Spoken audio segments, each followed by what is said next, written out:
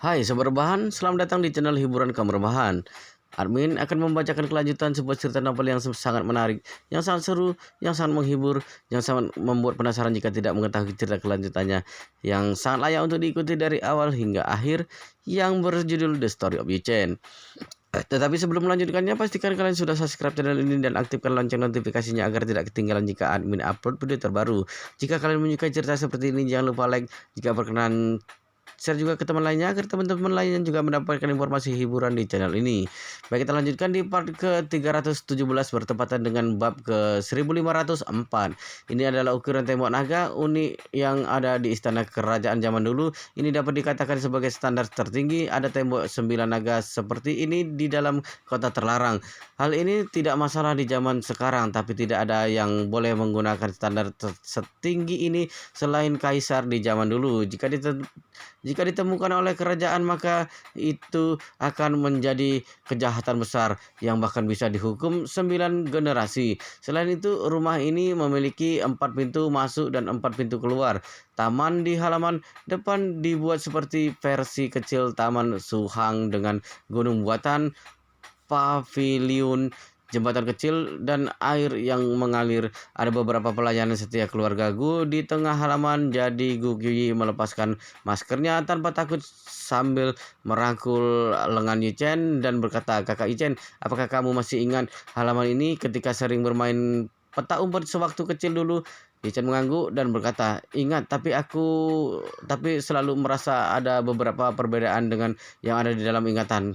Gu Qiyi tertawa dan berkata, "Halaman ini telah diperbaiki sehingga sedikit berubah." Setelah itu dia menunjuk ke arah kolam yang sudah membeku dan berkata, "Di sini selalu ada banyak ikan koi yang cantik. Ada sebagian yang telah dipelihara selama lebih dari 30 tahun.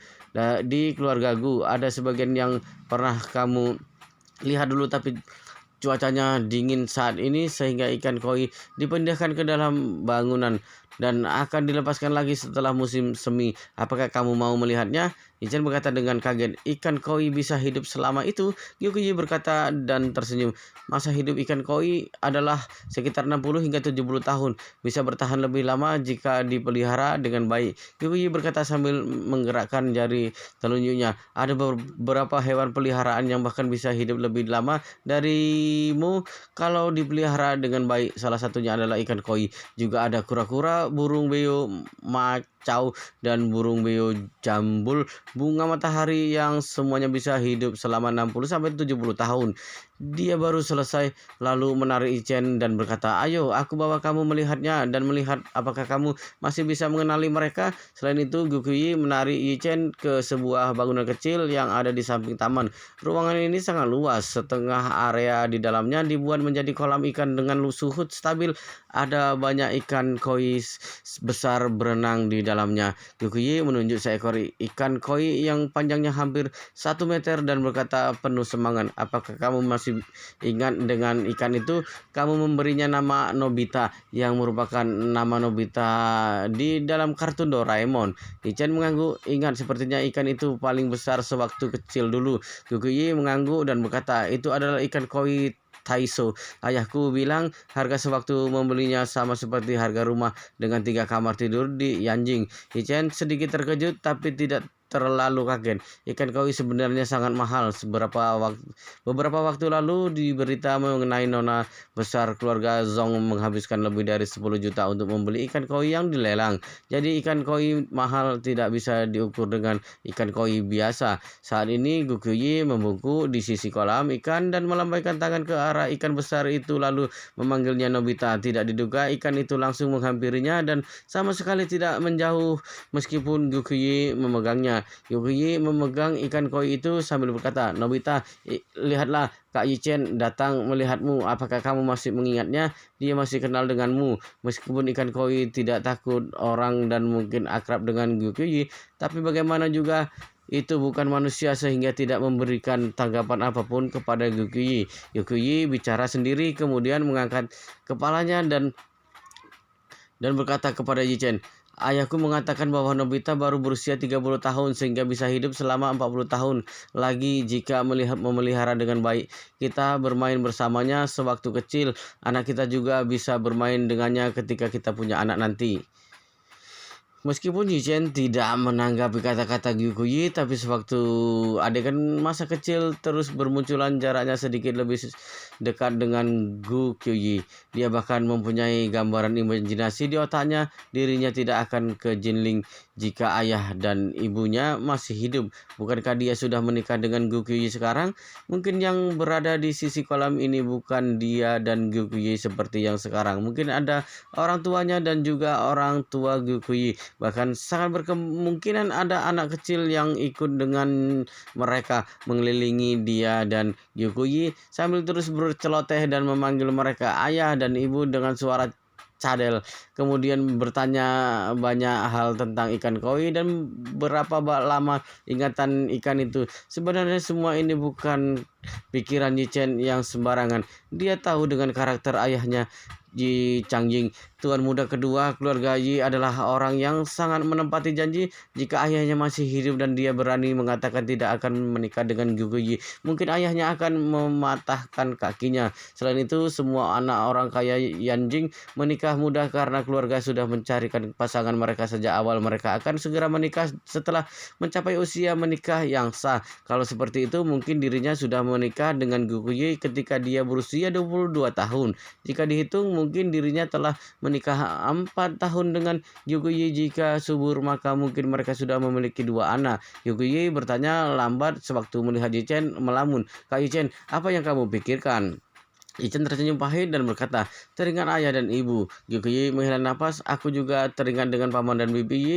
Tadi aku baru saja berpikir mungkin kita berdua sudah lama menikah. Kalau tidak terjadi kecelakaan pada mereka waktu itu, mungkin sudah punya anak sehingga mungkin 3 generasi yang akan berada di sini hari ini. Yichen terlihat kaget. Tidak diduga apa yang dipikirkan Gyukuyi sama dengannya. Yichen merasa kaget. Gyukuyi telah menerima statusnya sebagai tunangan dirinya sejak kecil. Selama ini dia ingin menemukan dirinya dan menikah dengannya sebagai tujuan hidup. Jika ke depannya dia benar-benar membuatnya sedih, bagaimana dia bisa menghadapi Gu Yanjong dan Li Wan Qiu? Bagaimana dia bisa menghadapi orang tuanya setelah dia meninggal nanti? Yuki yang ada di samping tidak tahu kalau pikiran Yichen sedang kacau. Yuki menarik tangannya dan dengan lembut berkata, maaf Kak Yichen, aku tidak seharusnya mengungkit paman dan bibi Yi sehingga membuatmu sedih. Yichen menggelengkan kepalanya dan berkata, tidak apa-apa, tidak terlalu sedih lagi karena sudah lama berlalu, hanya merasa menyesal saja.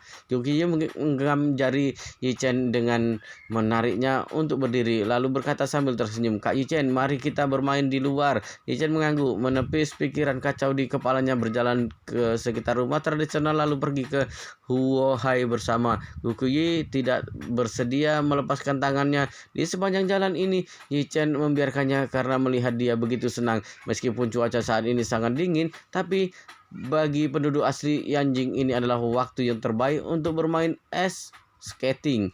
Jadi seluruh Huohai sangat ramai, pria wanita muda dan tua bermain di atas arena es. Yichen dan Gukuyi bergandengan tangan ke arena es dan menyewa sebuah kereta luncur 2 kursi dengan seorang paman di sisi arena. Kemudian Yichen membawa Gukuyi bermain di atas es. Saat ini seorang di antara kerumunan orang melihat Yichen dengan tatapan kaget. Pemilik mata ini adalah Dong Rolin. Dong Rolin adalah wanita asal Yanjing. Karena akan meninggalkan Yanjing dia dan kembali ke Jinling besok, maka dia sangat merindukan pengalaman bermain es. Maka dia mengajak adik sepupu kecilnya untuk bermain bersamanya di Huohai.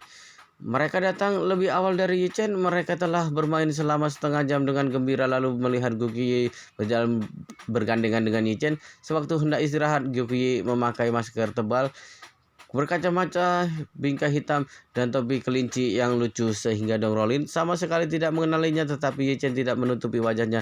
Ditambah itu orang yang selalu dia rindukan, jadi dia langsung bisa mengenali Yichen. Di saat ini dia merasa matanya sakit dan akal sehatnya hancur. Kenapa Yi Chen bisa bermain es sambil bergandengan tangan dengan seorang wanita dan mereka berdua terlihat mesra dan terlihat tidak biasa. Jika dirinya tidak salah, Yi Chen bahkan tidak pernah semesra ini dengan si Curan. Apakah Yi Chen selingkuh? Dia selalu menunjukkan cintanya kepada Yi Chen, tetapi Yi Chen selalu menolaknya tanpa ragu. Dirinya berpikir kalau Yi Chen sangat setia kepada si Curan, tapi dia tidak menduga kalau Yi Chen bahkan bermain es bersama seorang wanita sambil bergandengan tangan di Yanjing. Meskipun dia tidak bisa melihat wajah Gyukuyi, tapi dia yakin kalau itu adalah seorang wanita cantik. Dari bentuk tubuh Gyukuyi, bentuk badan seperti ini sudah jauh mengalahkan dirinya bahkan securan. Suasana hati Dong Rolin tiba-tiba menjadi buruk. Dia berpikir kesal di dalam hati. Pantas saja Yi Chen selalu menolak pernyataan cintanya. Ternyata dia ada pacar di Yanjing. Adik sepupu Dong Rolin tiba-tiba merasa heran dengan penampilan Dong Rolin dan bertanya dengannya penasaran, "Kakak, ada apa denganmu?" Dong Rolin sadar dari lamunan dan tersenyum kecut. "Tidak apa-apa, sedang memikirkan sesuatu." Adik sepupu bertanya sambil tertawa, "Apakah kamu merasa enggan untuk pergi? Bagaimana kalau kamu tidak perlu bekerja di grup di Hau lagi, kembali ke Yanjing saja?" Dong Rolin merasa agak sedih. Keluarganya tidak terlalu bersedia membiarkan dia kembali. Ayah, paman pertama, dan kakak lebih berharap dia bisa berada di Yanjing, berharap dia ada perkembangan dengan Gu Weiliang, tuan muda pertama keluarga Gu. Tapi Dong Rolin bersikeras kembali. Alasan kembali bukan hanya pekerjaan di grup di Hao, bukan karena ketua dewan misterius grup di Hao, tapi demi Yi Chen. Yi Chen menyelamatkannya bukan hanya sekali dan kakinya terluka sewaktu itu sehingga dia bersentuhan dengannya. Sebenarnya dalam lubuk hatinya paling dalam, dia telah menyerahkan diri sepenuhnya kepada Yi Chen. Jika dirinya tidak bisa bersama dengan Yi Chen, dirinya bahkan bersedia menjadi pacar gelapnya. Dia melakukannya karena kemauannya sendiri dan mencintainya dengan tulus. Dia berharap dirinya setidaknya bisa menjadi wanita Yi Chen meskipun hanya menjadi pacar gelap. Bahkan jika dirinya akan dikutuk, bahkan jika dibenci orang, bahkan dirinya akan bermusuhan dengan sahabat baiknya, dirinya akan melawannya tanpa ragu. Namun dia tiba-tiba menyadarinya saat ini bahwa dirinya bahkan tidak memiliki kualifikasi menjadi pacar gelap Yi Chen, karena pada saat ini wanita yang duduk di kereta luncur dan bermain dengan senang bersama Yi Chen seharusnya adalah pacar gelap Yi Chen, kan? Mata Dong Rolin memerah dan basah ketika memikirkan ini. Dia tiba-tiba merasa iri dengan wanita yang wajahnya tidak terlihat. Meskipun dia hanya pacar gelap Yi Chen, tapi Yi Chen sangat perhatian padanya dan menemaninya bermain seperti seorang pacar. Bukankah semua ini yang paling dia harapkan selama ini? Saat ini Yi Chen tidak tahu sama sekali kalau Dong Rolin sedang mengawasinya. Dia benar-benar telah tenggelam dalam permainan kereta luncur yang merupakan permainan yang sangat keren sewaktu kecil. Setiap orang ada di sifat seorang anak kecil. Tentu saja Yi Chen juga tidak terkecuali. Sewaktu mereka bermain dengan asing, seorang anak yang bermain skating meluncur semakin cepat dan langsung mengarah pada kereta luncur Yi Chen dan Gyukuyi. Tanpa diduga, anak ini telah kehilangan arah dan kendali. Dirinya masih tidak berganti arah sewaktu jaraknya semakin dekat dengan Gyukuyi dan langsung menabrak Gyukuyi begitu saja. Anak itu berteriak kaget sewaktu melihat akan segera bertabrakan sehingga Gyukuyi kaget ketika melihatnya. Meskipun usia anak itu sekitar 10 tahun dengan berat badan 30-an kilogram, tetapi tabrakannya tidak bisa diremehkan kalau meluncur dengan cepat. Yang lebih berbahaya adalah anak ini bukan memakai sepatu roda tetapi sepatu es skating yang tajam yang akan membuat orang terluka parah jika mengenai tubuh seseorang. Yi Chen segera melompat dari kereta meluncur sewaktu dia melihatnya, kemudian memeluk Gu Qiuyi dan berbalik setengah putaran membawanya pergi menjauh dari posisi di mana dia berada. Tetapi Yi Chen tidak tega membiarkan anak itu terluka sewaktu dia hampir menabrak kereta luncur. Maka dia sekalian menendang kereta luncur sehingga kereta luncur segera luncur ke arah lain. Anak itu tidak ada pengalaman sehingga tidak segera bereaksi. Dengan cepat dirinya menutup kedua matanya ketika melihat dirinya akan menabrak kereta luncur. Pada saat ini Yi Chen menendang kereta luncurnya sekali lagi sehingga anak kecil itu terus meluncur ke depan. Bahkan kecepatannya lebih cepat dari sebelumnya. Dong Rolin yang tidak jauh darinya berdiri sejajar antara anak kecil Yi Chen dan dirinya sendiri. Yi Chen dan Gu Qiuyi memblokir anak itu sehingga Dong Rolin tidak tahu apa yang terjadi, juga tidak tahu ada seorang anak kecil yang kehilangan kendali. Dia hanya melihat Yi Chen yang tiba-tiba berdiri sambil memeluk pinggang wanita itu dan memberikan pelukan hangat kepada wanita itu sehingga dia merasa cemburu dan marah. Dia berkata di dalam hati, Yi Chen keterlaluan sekali. Dia bukan hanya bertemu pacar gelapnya di Janjing, tapi dirinya bahkan berani memamerkan kemesraan di depan umum. Bukankah ini sangat keterlaluan? Tepat ketika dia marah, di dalam hati tiba-tiba ada sebuah sosok hitam yang tiba-tiba ke arahnya sehingga adik sepupunya yang berada di samping berteriak kencang, "Ah! Hati-hati Kak Rolin!" Suara itu baru tersadar dan sosok itu sudah berada di depannya. Dong Rolin baru mengalihkan pandangannya dari Yi Chen saat ini dan melihat ke arah sosok hitam itu. Dia sangat ketakutan sewaktu melihat seorang anak perempuan yang mengarah padanya sambil berteriak dan menutup matanya. Semua orang yang pernah berseluncur di atas es atau salju tahu satu aturan paling mendasar, dan itu adalah harus menjauh dari orang yang berada di luar kendali. Di atas es dan salju, jika seorang tidak bisa mengerem, maka kecepatannya dapat dengan mudah mencapai keadaan yang sangat berbahaya. Jika tertabrak oleh orang yang kecepatannya sangat tinggi, maka tidak ada bedanya dengan ditabrak mobil berkecepatan tinggi. Dan pisau seluncur dan papan seluncur es sangat keras dan tajam sehingga bisa menyebabkan cedera serius. Don Rolin tidak tahu harus berbuat apa saat ini, bahkan sudah mempersiapkan dirinya tertabrak oleh anak kecil ini. Saat pisau meluncur hampir mengenai dirinya, dia juga ketakutan sampai menutup matanya sambil berteriak kencang. Tapi setelah beberapa saat, tabrakan yang sudah diprediksi tidak terjadi. Dalam waktu singkat, Yi Chen meletakkan Gyukuyi yang ada dalam pelukannya dan segera mengejar gadis kecil yang kehilangan kendali. Yi Chen segera memegang pinggangnya dan memeluknya sedikit sebelum dia menabrak Dong Rolin. Dong Rolin membuka matanya dan menemukan kalau Yi Chen menghentikan gadis kecil yang kehilangan kendali. Di saat kritis, dirinya merasa senang dan marah di dalam hati. Dia merasa senang karena Yi Chen selalu muncul di depannya seperti pangeran berkuda putih di saat kritis untuk menghadang semua bahaya untuk dirinya. Dia merasa marah karena dirinya telah mengutarakan perasaan begitu lama pada Yi Chen dan mengabdikan diri padanya dengan harapan bisa menjadi kekasih gelapnya. Tapi Yi Chen menolaknya berulang kali dan terus menolaknya sampai sekarang. Tapi dirinya sama sekali tidak menyangka kalau orang ini diam-diam mencari kekasih gelapnya di Yanjing. Yi Chen masih belum menemukan Dong Rolin saat ini. Perhatiannya pada gadis kecil itu karena dia tahu kalau anak kecil lebih memungkinkan terluka. Begitu terjadi tabrakan, mungkin orang dewasa akan segera sembuh dalam tabrakan yang sama, tapi anak kecil mungkin perlu dirawat di rumah sakit. Untung saja anak kecil itu hanya kaget tapi tidak terluka. Gadis kecil itu membuka matanya saat ini melihat Yi Chen menyelamatkannya dirinya sehingga dirinya tidak menabrak orang. Dia menghela napas dan berterima kasih. "Terima kasih paman, terima kasih." Yi Chen tersenyum dan meletakkan dia di atas es dan memberitahunya, "Adik kecil, jangan bermain terlalu cepat lain kali."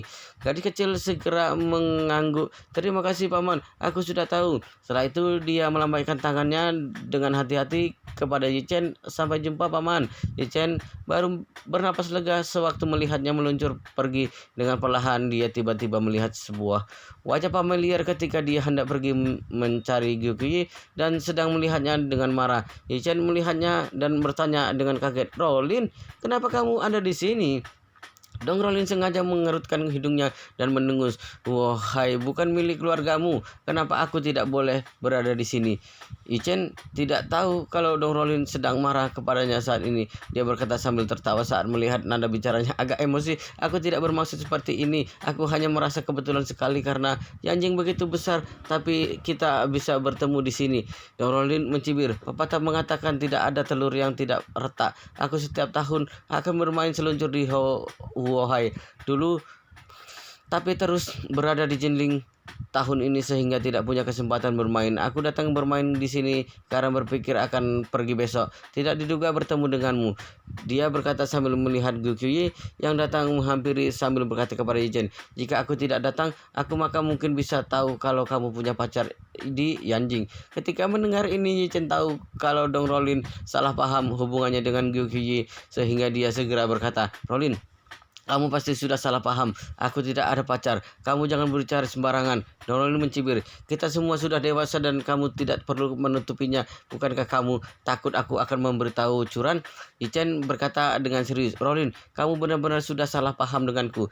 Mereka berbincang dan Gu Qiuyi sudah berada di depan dan melihat Yi Chen berbicara dengan seorang wanita cantik sehingga dia segera merangkul lengan Yi Chen dan bertanya dengan mesra. Kak Yi Chen, apakah nona ini temanmu? Yi Chen mengangguk, teman kuliah. Begitu Gu Qiuyi mendengar kalau Dong Rolin adalah teman kuliah Yi Chen, maka dia melihat ke kanan kiri. Ketika menemukan tidak ada orang lain di sekitar Dong Rolin, dia dan adik sepupunya, maka dia melepaskan masker lalu mengeluarkan tangan kepada Dong Rolin dan berkata sambil tersenyum, halo kakak, namaku Gu Qiuyi.